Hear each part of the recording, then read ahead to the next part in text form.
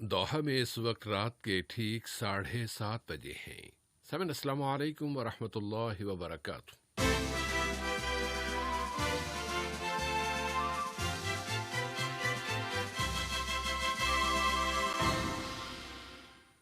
Radio قطر آپ سے مخاطب ہے۔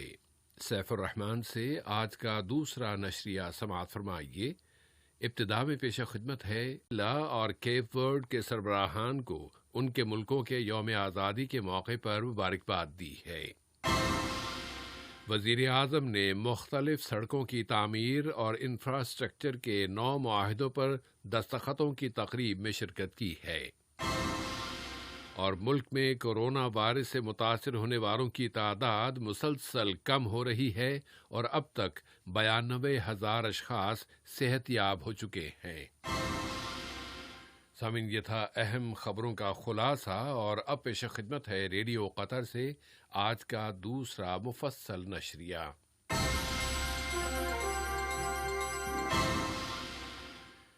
بسم اللہ الرحمن الرحیم۔ صاحب اسمو امیر شیخ تمیم بن حمد آل ثانی نے برادر ملک عوامی ڈیموکریٹک جمہوریہ الجزائر کے صدر عبد المجید تبون، جمہوریہ وینزویلا بولیوار کے صدر نکولاس مادورو اور جمہوریہ کیپ ورڈ کے صدر جارج کارلوس فونسیکا کے نام ان کے ملکوں کے یوم آزادی کے موقع پر مبارکباد کے برقی پیغامات ارسال کیے ہیں۔ اسی طرح نائب امیر شیخ عبداللہ بن حمد آل ثانی نے بھی جمہوریہ الجزائر، جمہوریہ وینزویلا اور کیپ ورڈ کے سربراہان کو اس موقع کی مناسبت سے مبارکباد دی ہے۔ وزیر اعظم و وزیر داخلہ شیخ خالد بن خلیفہ بن عبدالعزیز آل ثانی نے وینزویلا کے صدر، الجزائر کے وزیر اعظم جناب عبدالعزیز جراد اور جمہوریہ کیپ ورڈ کے وزیر اعظم جناب خوسے بولیسیس ڈوبینا کوریا سلوا کے نام مبارکباد کے برقی پیغامات روانہ کیے ہیں۔ وزیر اعظم و وزیر داخلہ شیخ خالد بن خلیفہ بن عبدالعزیز آل ثانی نے دوست ملک جمہوریہ فرانس کے وزیر اعظم جناب جان کاسٹکس کے نام انہیں وزیر اعظم بنائے جانے کی مناسبت سے مبارکباد کا برقی پیغام ارسال کیا ہے۔ وزیر اعظم و وزیر داخلہ شیخ خالد بن خلیفہ بن عبدالعزیز آل ثانی نے ملک کے مختلف علاقوں میں شہریوں کے 5,111 پلاٹس کے لیے سڑکوں کی تعمیر اور انفراسٹرکچر یعنی بنیادی ڈھانچے کے 9 معاہدوں پر دستخطوں کی تقریب میں ویڈیو کمیونیکیشن ٹیکنالوجی کے ذریعے شرکت کی ہے۔ ان منصوبوں پر 3.6 بلین قطری ریال کی لاگت آئے گی۔ ویڈیو کمیونیکیشن کے ذریعے 2020 کے دوران شہریوں کی نئی اراضی کی امپروومنٹ کے منصوبے کا خاکہ اور آج طے پانے والے معاہدوں اور کانٹریکٹس کے انفراسٹرکچر کی تفصیلات بیان کی گئی ہیں۔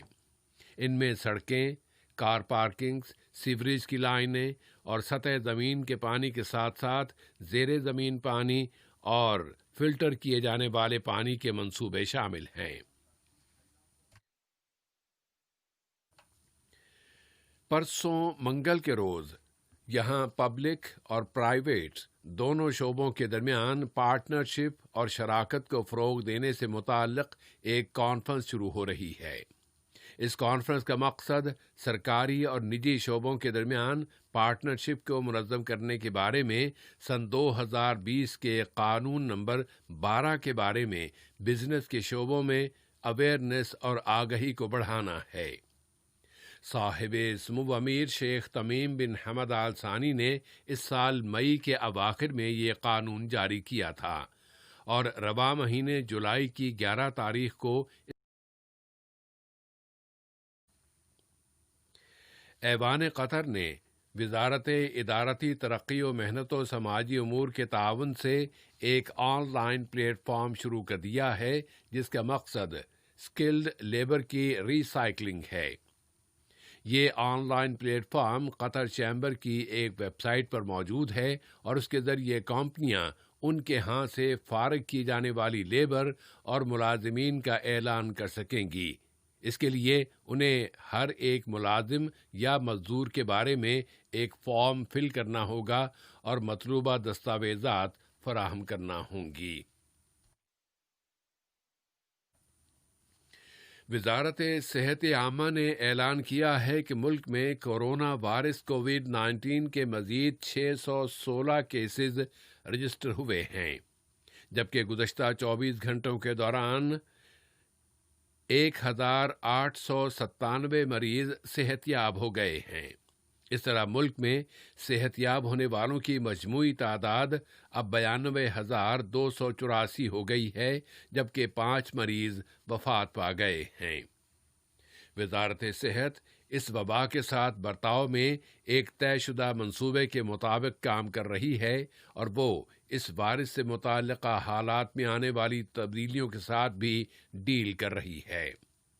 اس ضمن میں وزارت صحت نے اپیل کی ہے کہ پابندیوں کو نرم کرنے کے منصوبوں کو کامیاب بنانے کے لیے محتاط رہنے اور خاص طور پر فیملیز کے درمیان رابطوں میں بہت محتاط انداز اختیار کرنا ضروری ہے۔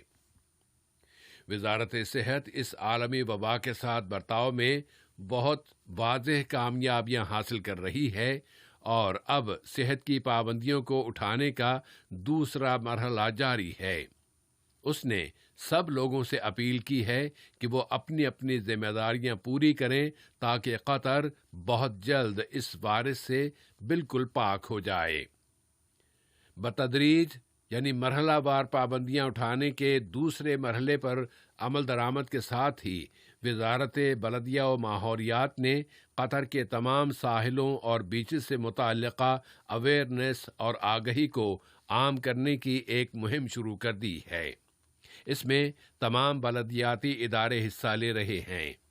اس مہم میں 3 زبانوں میں پمفلٹس بھی تقسیم کیے جا رہے ہیں اور لوگوں سے کہا جا رہا ہے کہ وہ سیر و تفریح کے دوران سماجی دوری یعنی سوشل ڈسٹینس کا خاص خیال رکھیں۔ ان تمام کوششوں کا مقصد ایک ہی ہے اور وہ ہے اس وائرس کا خاتمہ۔ قطر کی ان تمام کوششوں کا جائزہ لینے کے بعد اب اگر باہر کی دنیا پر نظر ڈالیں تو صورتحال یہ ہے کہ دنیا بھر میں اس وائرس کے نقصانات میں مسلسل اضافہ ہوتا جا رہا ہے، خاص طور پر کہ اب دنیا میں اس وائرس سے متاثر ہونے والوں کی تعداد 11.5 ملین کے قریب ہو گئی ہے، اور اس کے ساتھ ہی صحت کی عالمی تنظیم WHO کی طرف سے جاری کی جانے والی معلومات اور اعداد و شمار میں اضافے کے بعد اس وائرس کی ایک نئی لہر کی آمد کی باتیں بھی کی جا رہی ہیں۔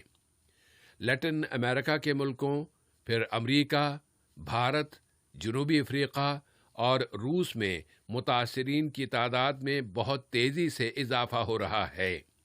صحت کی ہوا ہے، البتہ بہت سے ملکوں نے اس کی موجودگی کے ساتھ ہی محتاط انداز میں زندگی کے پہیے کو گھمانے کا عمل شروع کر دیا ہے۔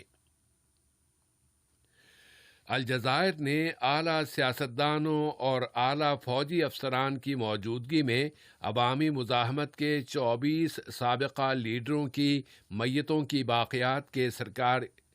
باقیات کو سرکاری فوجی انداز میں جنازے میں شرکت کی ہے۔ فرانس کے قبضے کے خلاف مزاحمت کرنے والے ان عوامی قائدین کی میتوں کی باقیات فرانس سے واپس لائی گئی ہیں اور اب انہیں الجزائر کے بڑے قائدین کے قبرستان میں سپرد خاک کیا جا رہا ہے۔ لیبیا کے حوالے سے یہ خبر ہے کہ اس کے ایک پڑوسی ملک الجزائر نے لیبیا کی صورتحال کو خطرناک اور سنگین قرار دیا ہے۔ الجزائر کے صدر نے لیبیا کے حالات کو شام کے حالات کے مشابہ قرار دے دیا ہے اور متنبہ کرتے ہوئے انہوں نے کہا ہے کہ لیبیا ایک نیا صومالیہ بھی بن سکتا ہے۔ اس دوران میں ترکی نے ایک مرتبہ پھر کہا ہے کہ وہ لیبیا کے ساتھ کھڑا ہے اور ترکی کے وزیر دفاع خلوصی اکار نے پیرس کے ان دعووں کو مسترد کر دیا ہے کہ بحر روم میں لیبیا کے ساحلوں کے قریب فرانس کے کسی بحری جہاز کو نقصان پہنچانے کی کوشش کی گئی تھی۔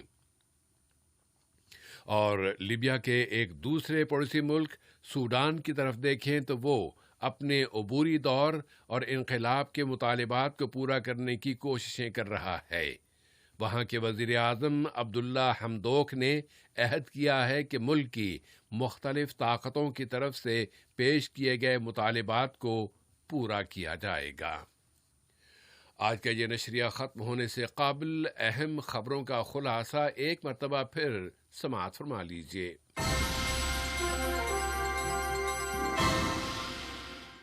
صاحب سمو امیر نے الجزائر، وینزویلا اور کیپ ورڈ کے سربراہان کو ان کے ملکوں کے یوم آزادی کے موقع پر مبارکباد دی ہے۔ وزیر اعظم نے مختلف سڑکوں کی تعمیر اور انفراسٹرکچر کے 9 معاہدوں پر دستخطوں کی تقریب میں شرکت کی ہے۔ اور ملک میں کورونا وائرس سے متاثر ہونے والوں کی تعداد مسلسل کم ہو رہی ہے اور اب تک 92,000 اشخاص صحت یاب ہو چکے ہیں۔ ریڈیو قطر سے آج کا دوسرا نشریہ اپنے اختتام کو پہنچا۔ اگلا نشریہ کل صبح 9 بجے پیش کیا جائے گا بإذن اللہ تعالی۔